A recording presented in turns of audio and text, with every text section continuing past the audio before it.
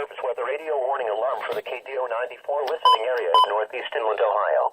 During potentially dangerous weather situations, specially built receivers are automatically activated to warn of the impending hazard. Tests of these receivers are normally conducted by the National Weather Service every Wednesday between 11 a.m. and noon.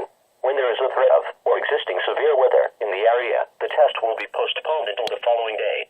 This ends the test of the National Oceanic and Atmospheric Administration weather radio warning alarm.